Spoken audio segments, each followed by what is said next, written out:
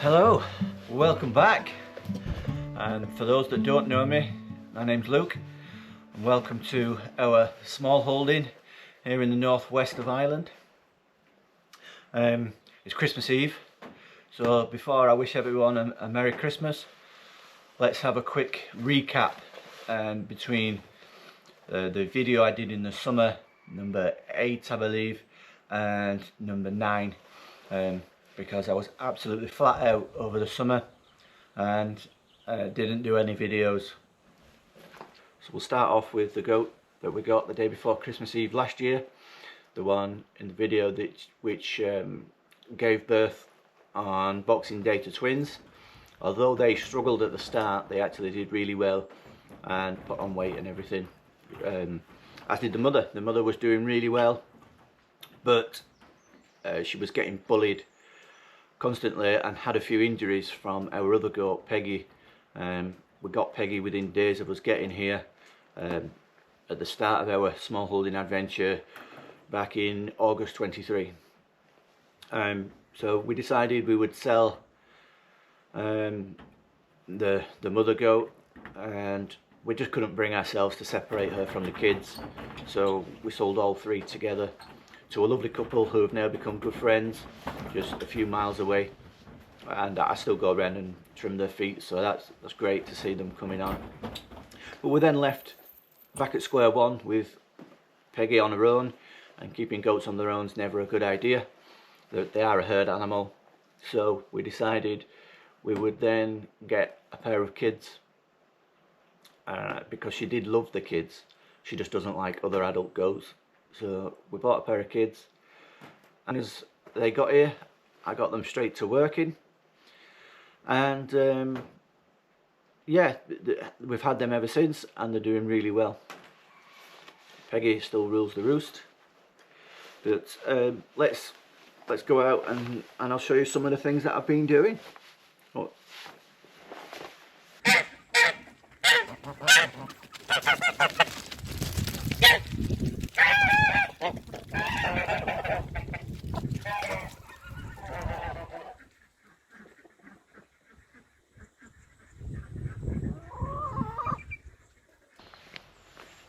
It's like a summer's day here today, raining on and off, non-stop. Right at the start of the summer, with having goats, fencing became a real issue with the goats and the horse running off into the forest quite often.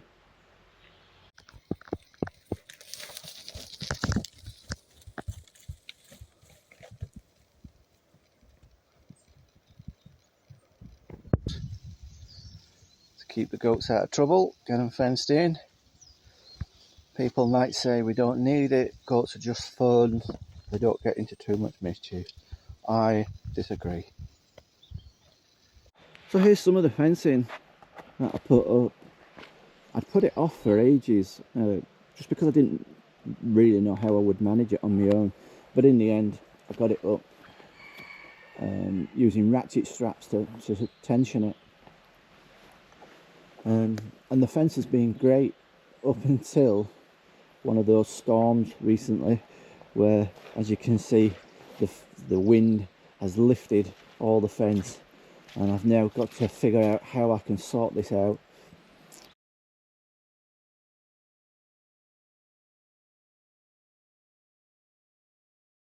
Another task which turned into a bigger one than I anticipated was the Polytunnel. I think you will see from the size of it, the scale of my ambition for the small holding, not just animals but also growing our own food as much as possible. Obviously it wasn't just a case of putting a tunnel up, I've also had to fence it off with chicken wire to stop the chickens getting in. This is one of the gates I've made at the bottom. I've had to put a path in around because of the mud. And you can see it's 40 foot long, and this area out here I'm going to make raised beds, and that is a pretty big job to be getting on with for January. Important to get that done before the spring, because I missed it last year and I'm determined not to miss it this year. Put wood chip down to help with the mud, getting the wood chip from a friend of mine that's a tree surgeon. And the base of the polytunnel, I've just hand milled some logs down and put them at the base.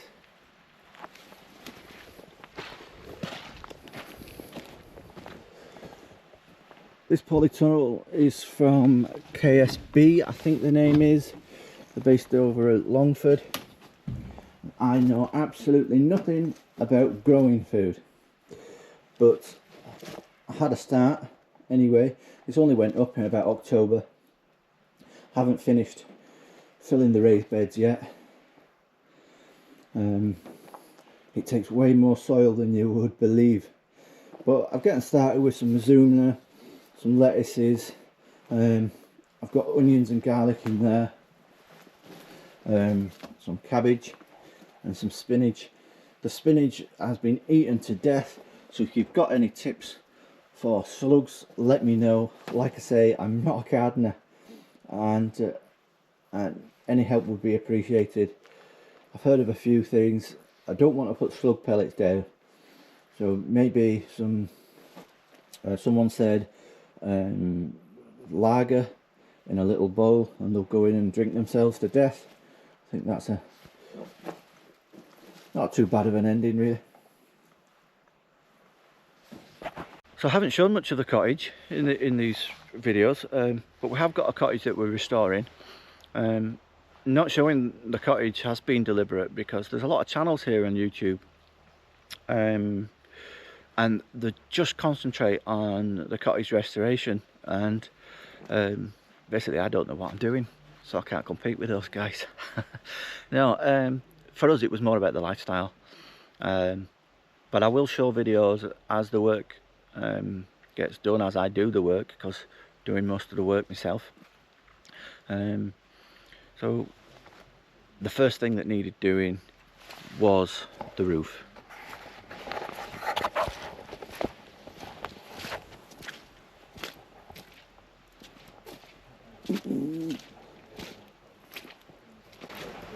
The roof that was on there was knackered and leaking in, so replacing that was a priority, really. I haven't quite finished it yet. I've still got to cut off here and then put some strips down the sides there. We've changed the old dormer window that was in there to one of these Velux lights.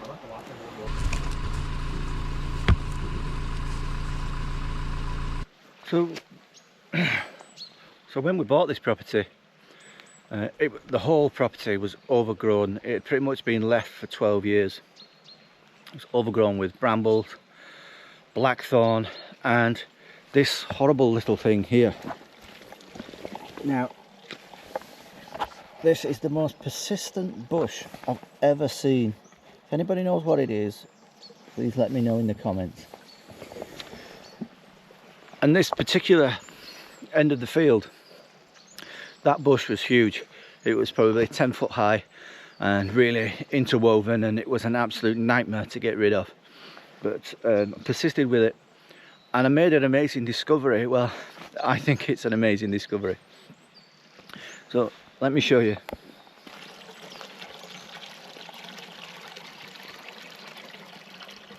It's this, the old well. Cottage is well over 150 years old, and like them, we're off grid. We don't drink this water. I have drank it before, but it is a shallow well, so we get our water from the holy well in the village. It might do my soul some good, but I very much doubt it. Power comes from solar panels on the caravan roof, which I've got set up in a 12-volt system. This time of year, getting over just over 7 hours daylight, I have a backup a generator, which I use for power tools as well, and gas heats the cooking and the hot water for the showers. The shower water we get from a spring, which is about 300-400 meters up the hill. I've just run a pipe up there for now.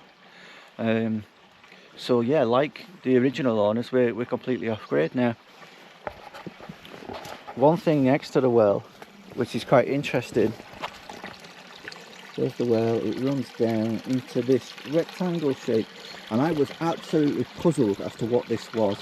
So I've been asking all the locals, and apparently it's their fridge.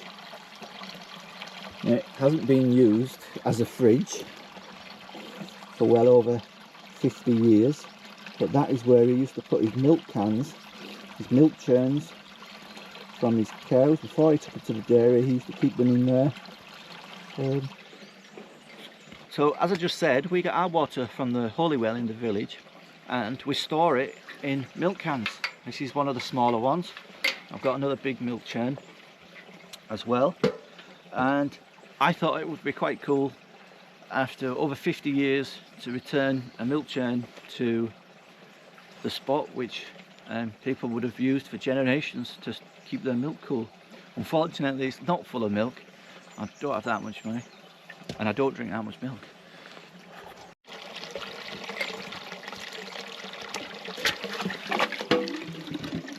So there we go.